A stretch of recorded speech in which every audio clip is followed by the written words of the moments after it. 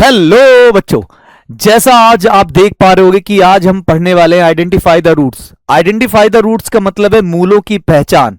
ये एक द्विघात समीकरण क्वाड्रेटिक इक्वेशन का एक बहुत शानदार सब टॉपिक है। ये किसी भी एग्जाम के लिए पर्याप्त है, चाहे वो एनडीओ, चाहे एयरफोर्स, नेवी, एक्सवाइजेड, कोई भी डिफेंस कैटेगरी का एग्जाम हो, जहां पर क्वाड्रेटिक इक्वेशन से क्वेश्चन बनेंगे तो नॉर्मली ये मूलों की बात करेगा। और मूलों की बात करेगा तो कभी कभी आपके माइंड में वो डाउट रहता होगा कि भैया ये समीकरण अगर दिया जाता है, ये इक्वेशन दी जाती है, तो हमारे मूल कब पॉजिटिव, कब निगेटिव, या कब वो अपोजिट साइन चिन्ह में विपरीत होते हैं, और कब किसी एक मूल का परिमाण दूसरे से बड़ा या छोटा होता है।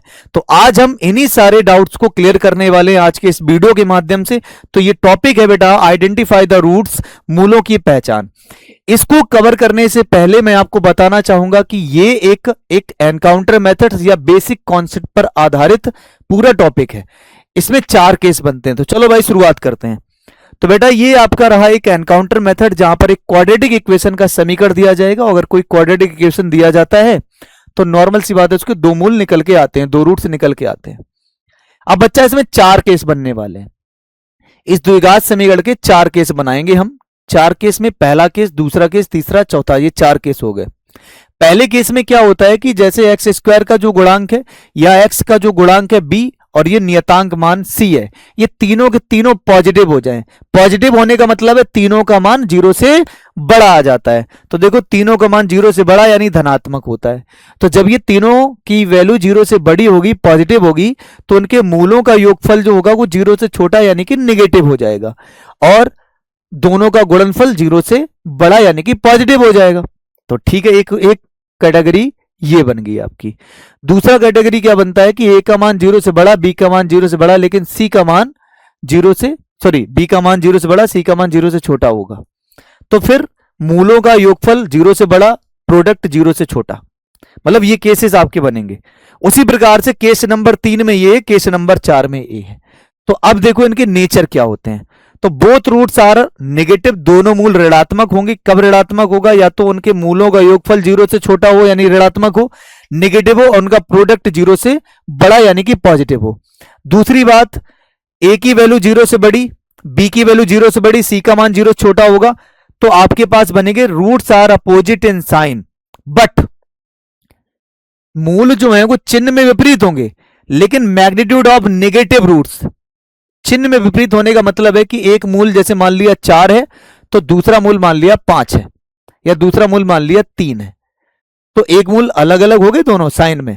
लेकिन ये कहता है कि जब हम नेगेटिव रूट्स का मैग्नीट्यूड ऑफ नेगेटिव रूट्स, यानी जब हम माइनस वाले रूट्स का परिमाण निकालते हैं ना, तो उसका जो मान निकल के आता है वो पॉजिटिव वाले रूट से ज्यादा होता है। देखो, magnitude of negative roots is greater than to positive roots. इसी का जस्ट उल्टा यहां पर आ जाता है केस नंबर 4 पे। Roots are opposite in sign but magnitude of positive roots is greater than to negative roots, यानी कि इसके धनात्मक मूल का परिमाण ऋणात्मक मूल से ज्यादा होता है।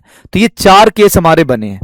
अब इन चारों केसेस को बहुत अच्छे से समझ लीजिएगा। आप क्वेश्चन करते हैं, मजा आ जाएगा।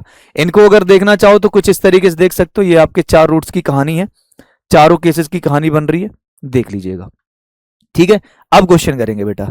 पहला प्रश्न आपका आता है कि कोई भी एक द्विघात समीकरण 2x square minus 7x plus 5 के मूलों के संदर्भ में निम्नलिखित में से कौन सा कथन सत्य होगा। तो पहली बात यह है कि जैसे एक्स स्क्वायर का जो गुणांक होता है वो आपका ए होता है, और एक्स का जो गुणांक होता है वो आपका बी होता है, और जो बचा हुआ मान है वो आपका सी है।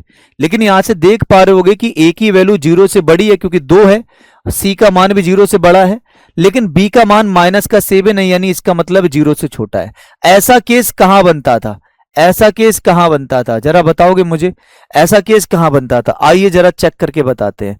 ए का मान, सी का मान 0 से बड़ा, लेकिन बी का मान छोटा। तो देखो, ए की वैल्यू 0 से बड़ी, सी की वैल्यू 0 से बड़ी, लेकिन बी की वैल्यू 0 से छोटी, तो बोथ रूट्स आर पॉजिटिव। तो इसका मतलब है इसका जो आंसर आएगा वो क्या आ जाएगा आपका?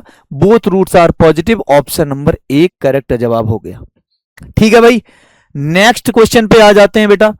दूसरे क्वेश्चन पे आते हैं। ये क्या कहना चाहता है, ये क्या बोलना चाह रहा है? कह रहा है कि कोई मेरे पास में एक क्वाड्रेटिक इक्वेशन है, इसके शून्यक, शून्यक का मतलब होता है मूल यानी इसके हल, तो इसके रूट्स क्या होंगे। देखो बाबू, इस एक्स स्क्वायर के साथ में एक छुपा बैठा है, यानी ए का मान, और ये बी की वैल्यू और ये सी की वैल्यू, और तीनों के तीनों धनात्मक हैं, जीरो से बड़ा, जीरो से बड़ा, जीरो से बड़ा। अगर तीनों पॉजिटिव होते हैं तो क्या बनता है, बोथ रूट्स आर नेगेटिव, दोनों के दोनों मूल ऋणात्मक। कैसे, चाहे चेक करके देख लो। जब ये तीनों के तीनों पॉजिटिव हो जाते हैं तो बोथ रूट्स आर नेगेटिव, तो ये हमारे दोनों के दोनों मूल कैसे बना कर देंगे, ऋणात्मक यानी नेगेटिव बना कर देंगे। पहचान आ रही है, ठीक है। अब आगे बढ़ते हैं। ये प्रश्न देखिए, ये क्या कहना चाहता है कि कोई भी क्वाड्रेटिक इक्वेशन है जिसमें आपको साफ तौर पर यह बताया गया है कि हम ए पॉजिटिव लेते हैं यानी जीरो से बड़ा, लेकिन इनका जो गुणनफल है वो जीरो से छोटा है। चलिए ठीक है, इनका जो गुणनफल है वो क्या करता है, यानी अल्फा इंटू बीटा, वो जीरो से छोटा चाहिए। अच्छा, गुणनफल का फार्मूला क्या होता है, product of root c upon में ए, सी अपॉन में ए जीरो से छोटा। तो यहां से क्या मिल गया, यहां से ये मिल गया कि जो सी की वैल्यू है वो जीरो से छोटी होनी चाहिए। ये कंपलसरी है, नेसेसरी है। बाकी बी इसमें है नहीं, अगर देखोगे ध्यान से तो इसमें बी क्या है, बी फ्री है, बी आपका है नहीं। तो अब आपको आंसर बताना है। सबसे पहली बात कि बी का मान जीरो से बड़ा होगा, सी का मान जीरो से बड़ा होगा, तो सी का मान जीरो से छोटा होना चाहिए, सी का मान जीरो से छोटा होना चाहिए। तो ये दो ऑप्शन तो मेरे ऑलरेडी हमने एलिमिनेट कर दिए। ये भी क्या कह रहा है, गलत हो जाएगा। तो ऑप्शन नंबर कौन करेक्ट होगा, हमारा सी करेक्ट हो जाएगा। क्यों, क्योंकि यही कहना चाहता है ना, सी का मान जीरो से छोटा होना अनिवार्य है, और बी से में कोई लेना देना नहीं क्योंकि बी हमारा फ्री है। तो इसका आंसर ये हो गया। बाकी बच्चा आपके लिए जो है होमवर्क में क्वेश्चन दिए गए हैं, अदर क्वेश्चन जो मैं आपको दे रहा हूं उनके आंसर आपको कमेंट करके बताने हैं, और एक एक बच्चे का आंसर आना चाहिए, और साथ ही साथ ये कमेंट भी आना चाहिए कि ये कैसा लगा आपको वीडियो, ये जानकारी कैसी लगी, ये कॉन्सेप्ट कैसे लगे, ये मेथड कैसा लगा, और इनसे जो बनने वाले आपके जो प्रश्न हैं वो कुछ इस प्रकार से हैं। इसका आंसर आपको करना है, ठीक है बेटा, इसका आंसर आपको करना है, इसी के साथ साथ आपको ये भी आंसर करना है। तो 3 क्वेश्चन मैंने आपको होमवर्क में दिए हैं, इन सभी के जो जवाब आने चाहिए वो कमेंट में आने चाहिए। एक एक बच्चा इन सभी का आंसर देगा।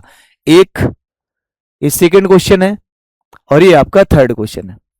इन तीनों क्वेश्चन का जवाब आपको कमेंट करके बताना है, और साथ ही साथ ये भी बताना है कि क्या ये वीडियो आपको बेहतरीन लगा है। अगर बेहतरीन लगा है तो इसको कंटिन्यू कर सकते हैं। ऐसे ही कुछ चुनिंदा स्पेशल सब टॉपिक को लेके आते रहेंगे जो आपके लिए एग्जाम के लिए बहुत इंपॉर्टेंट है। तो कमेंट करके जरूर बता देना आप सभी लोग। ठीक है जी, सभी को नमस्कार, जय हिंद, बाय बाय।